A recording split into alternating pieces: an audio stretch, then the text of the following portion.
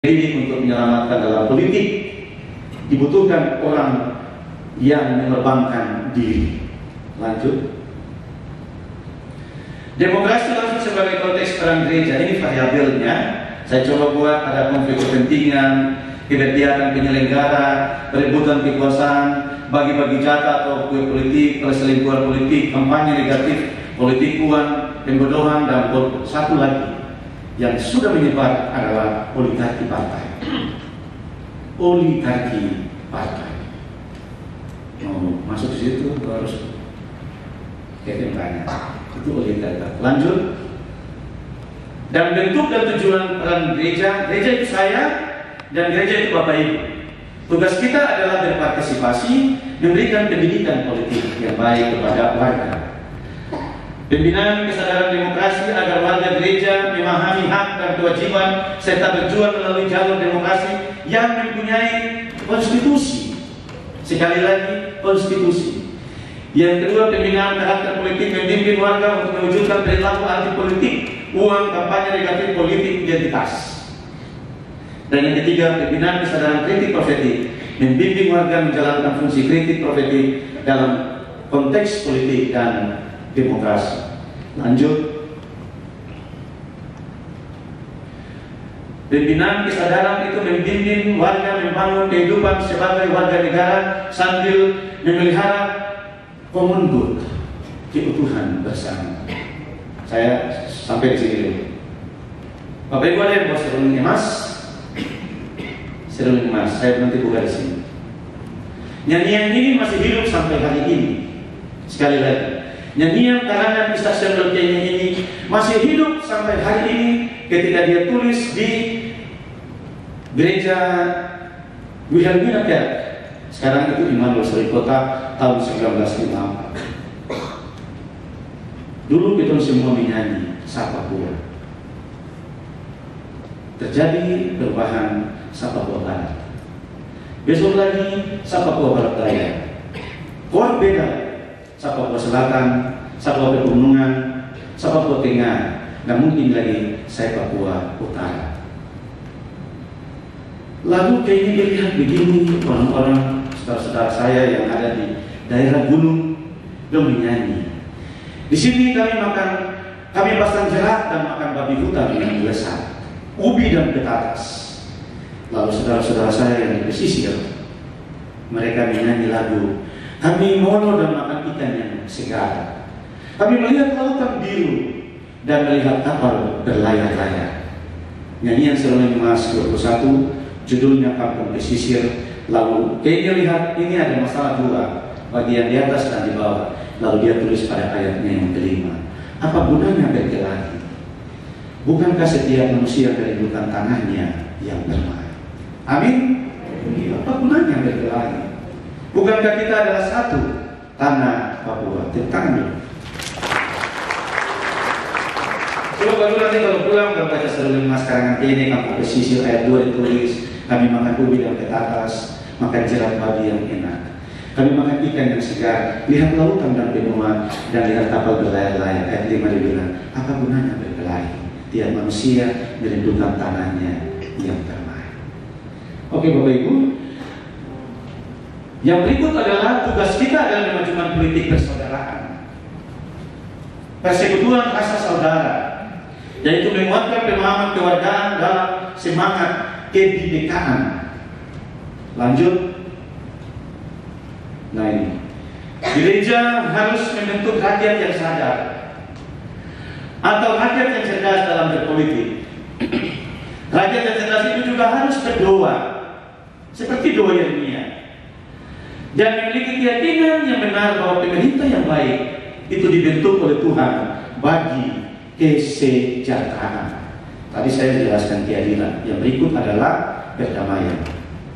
Perdamaian itu akan terjadi jika ada pengampunan. Jangan harap ada pendekatan security, ada pendekatan militer. Jika tidak ada pengampunan, tidak ada perdamaian. Bagaimana mungkin orang sejahtera kalau ada konflik dan perseteruan? Lalu kita berdoa seperti doa Yesus, datanglah kerajaan. Kalau Yesus datang dan belajar di surga, mau bikin apa lagi? Shalom Allah, kasih, kebaikan, damai sejahtera, tidak ada lagi konflik kepentingan dan lain sebagainya. Bapak Ibu saudara-saudara, pengampunan ini amanat Yesus bagi kita di tengah-tengah konflik dan perseteruan. Karena itu agenda-agenda politik praktis terutama pemilihan umum adalah momentum berteologi warga gereja untuk membentuk good governance dan clean governance, pemerintahan baru yang bisa menjamin harmoni dalam demokrasi hidup bangsa. Rakyat mendapat ruang untuk membentuk pemerintahan yang kuat, baik, bersih, dan jujur, dan demokratis. Ruang ini tidak boleh dijauhi, golput, dan sebaliknya dimasuki, memilih, memberi suara, 1 kali coblos untuk 5 tahun voters. Saya rasa kalau khotbah saya tidak bisa di gereja, harus disampaikan. Kalau kita mau supaya kesejahteraan itu menjadi bagian dari kita juga di sini, di pada pengaruh utamaan basis level bawah, maka politik itu adalah ruang untuk kita berpartisipasi, menggarami bisa ya, menggarami proses demokrasi itu melalui kata Yesus, cerdik seperti ular dan tulus seperti merpati. Supaya kata Yesus, kesejahteraan itu menjadi kesejahteraan kota kita bersama. Ini ada yang berdoa untuk kota Jayapura atau tidak? Ada yang berdoa untuk pemerintahan ini atau tidak? Ada yang berdoa untuk semua tanah Papua ini atau tidak? Saya selalu berdoa. Saya yakin kata-kata Yeremia 29 ayatnya yang ke-7. Atau moto kota Jayapura, Kente Cahi, Ekonomi, Temar di Anaset, yang artinya satu hati membangun kota. Kalau kita pakai terjemahan Gedelbing yang bawa Injil di Tabi itu bukan untuk kemuliaan nama Tuhan, di dalam nama Tuhan. Itu kata bahasa Tohati yang benar. Maaf ya Bapak Ibu yang ngomong Tohati di sini. Saya menjelaskan dari fonologi dan dialektik dari tata bahasa yang dibangun oleh Gottlieb Ludwig, 16 kepala. Lanjut, bentuk dan peran gereja yang berikut adalah peran serta warga dalam pemilu. Kita mesti mengarahkan warga untuk tidak golput, meningkatkan angka partisipasi warga dalam memilih secara sah. Meyakinkan warga untuk mendukung program pembangunan dengan menciptakan stabilitas sosial, politik, dan ekonomi, memperkuat kelembagaan gereja kita untuk melakukan advokasi kebijakan publik sebagai bentuk kontrol sipil. Yesus berdoa itu jelas. Ya Bapa, aku di dalam Engkau dan Engkau di dalam aku, dan mereka di dalam kita, supaya dunia percaya dan kita adalah satu. Yesus tidak berdoa begini, Bapa saya yang di surga, atau Bapa kita yang di surga, tapi dia berdoa Bapa kami.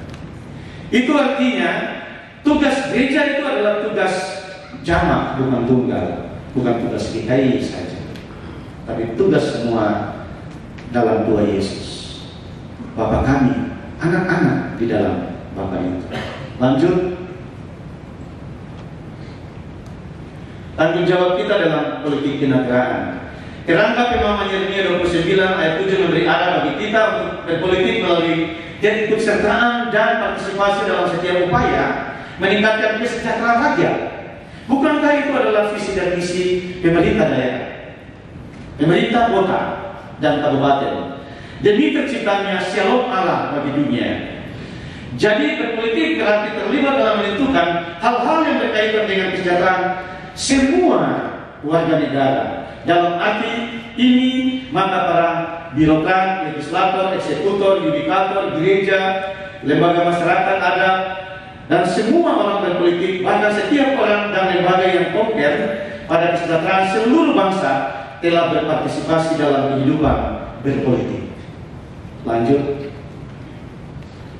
Sebagai orang percaya gereja, Bapak Ibu dan saya, kita harus mencerdaskan warga kita untuk menjauhi bentuk kampanye hitam, kabar bohong, fitnah, dan rupa-rupa pengaruh, apalagi yang menggunakan unsur sara untuk kepentingan politik sekelompok orang. Sebab Bapak Ibu dan saya sebagai gereja harus mendorong proses komunikasi politik yang santun, jujur, terbuka, dan berdasar pada nilai-nilai kebenaran, cinta kasih, persaudaraan, dan saling menghormati. Lanjut. Kita harus menjadikan agenda politik praktis sebagai cara memelihara keutuhan bangsa. Persaingan politik merupakan hal yang wajar dalam persaingan demokrasi.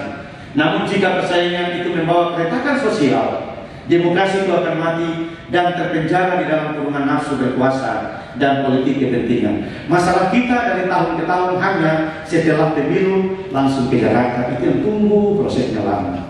Pemerintahan mau jalan tidak bisa, dan lain sebagainya. Maaf ya, saya ini bukan pengamat, tapi saya baca teks untuk memberikan tafsir kritik ideologi terhadap perubahan. Lanjut. Politik itu adalah bagaimana mendapat kekuasaan, menjalankan kekuasaan, dan mempertahankan kekuasaan dalam kehidupan berbangsa dan bernegara. Aristoteles bilang begini, usaha yang ditempuh warga negara untuk mewujudkan common good, kebaikan bersama.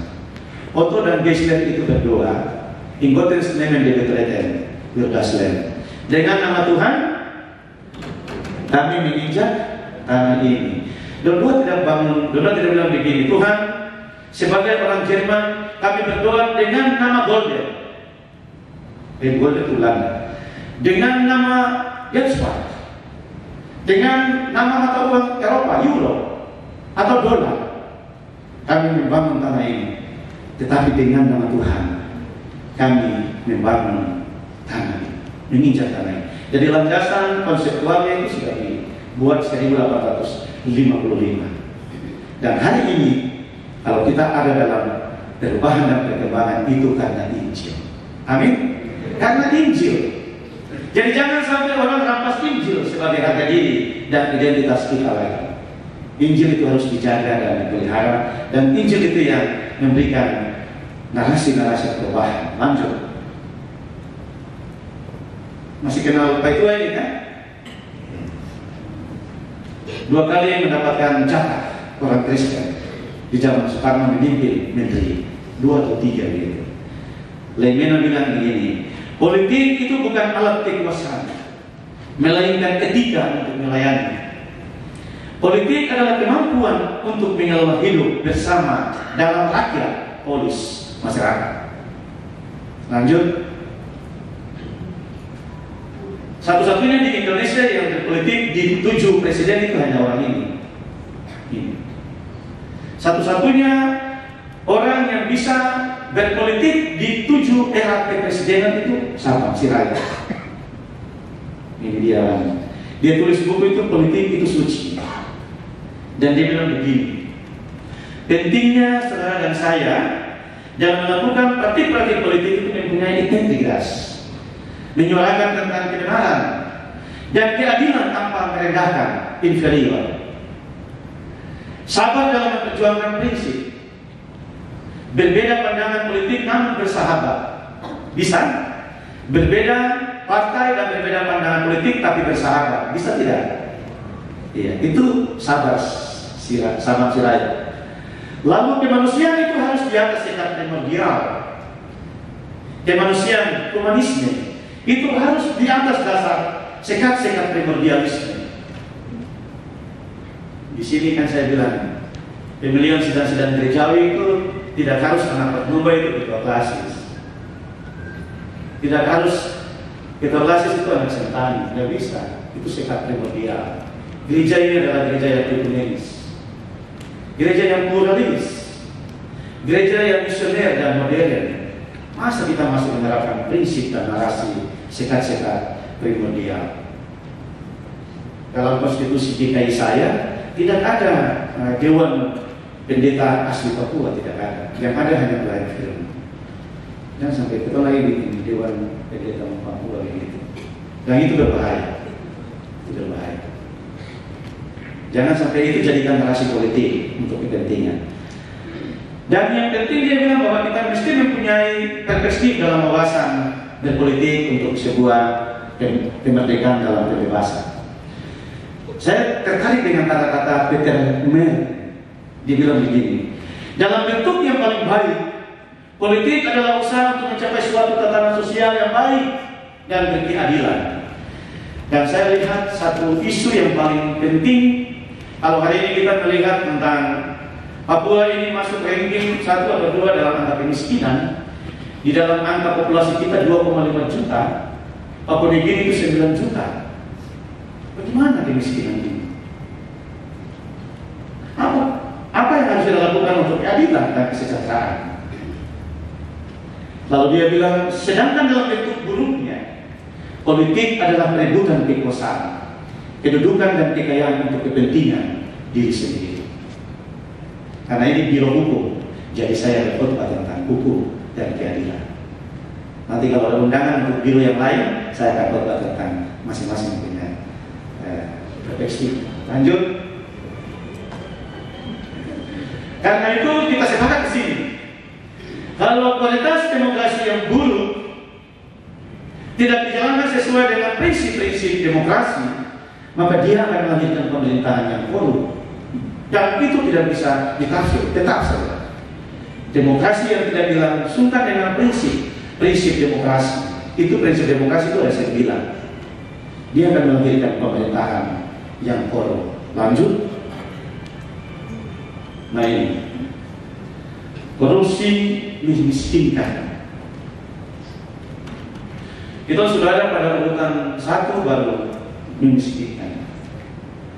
Karena itu Bapak Ibu dan saya mempunyai tugas dan tanggung jawab mendorong warga untuk terlibat dalam proses-proses politik yang santun dan jujur, yang fleksibel dan terbuka, dan keikutsertaan mereka di sana untuk memberikan pengaruh dalam pengambilan keputusan dalam apa yang disebut dengan lobby dan legislasi.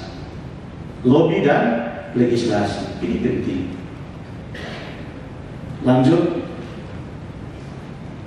Dan kalau itu terjadi, menjadi ancaman serius.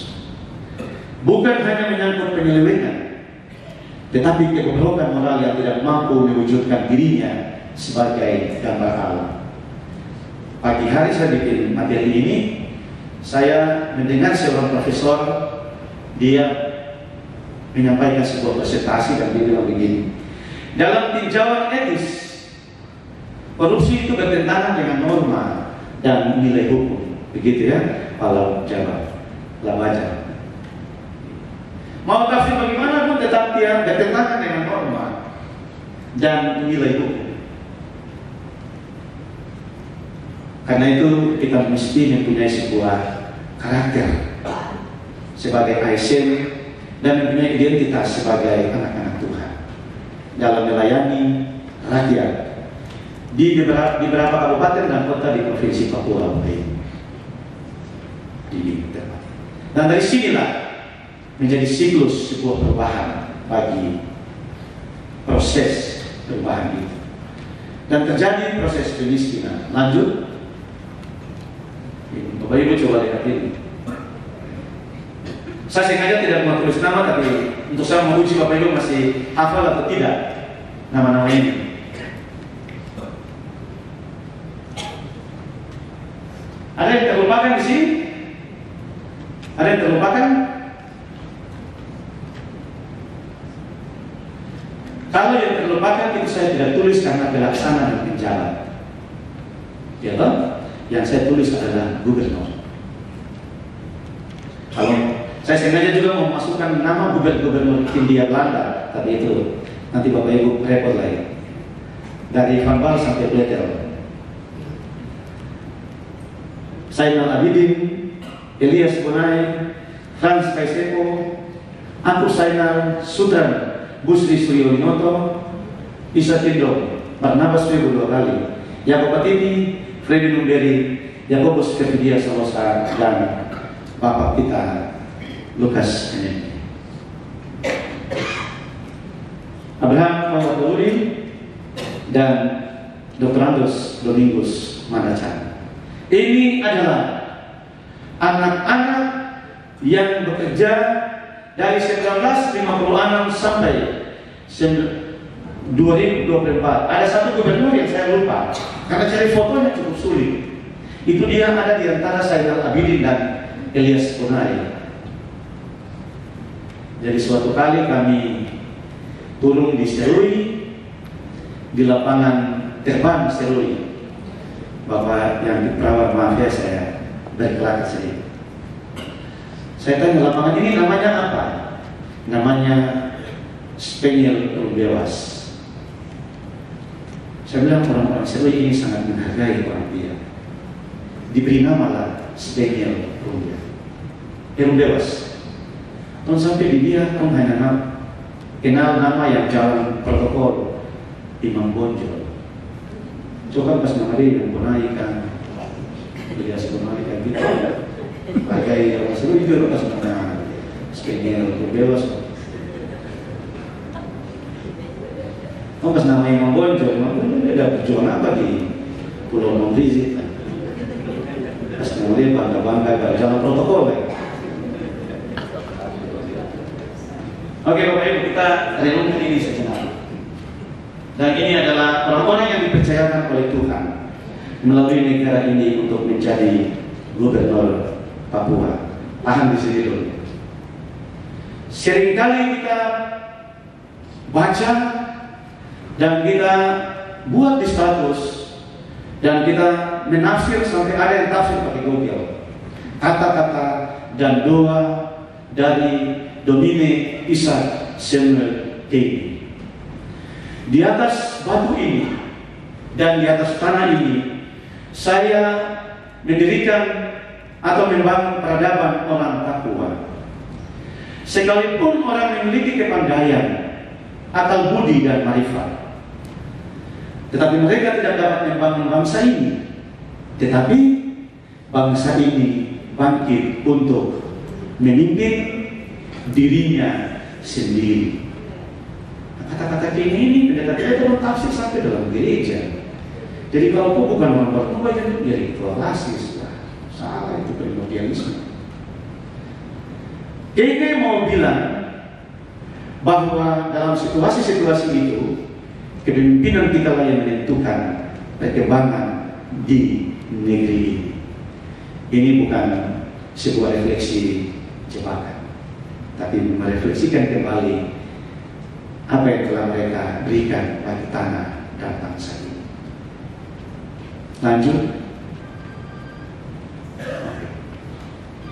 Bapak Ibu bisa baca ini?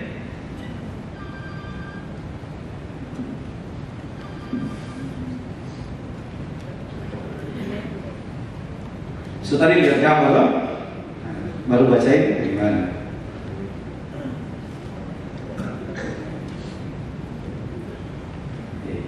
Itu direnungkan saja, tidak boleh dinasikan. Direnungkan. Menurut pengamatan Anda, Gubernur anak Papua manakah yang memenuhi dan mendekati kata-kata ISG ini? Bangsa ini sudah bangkit memimpin dirinya sendiri.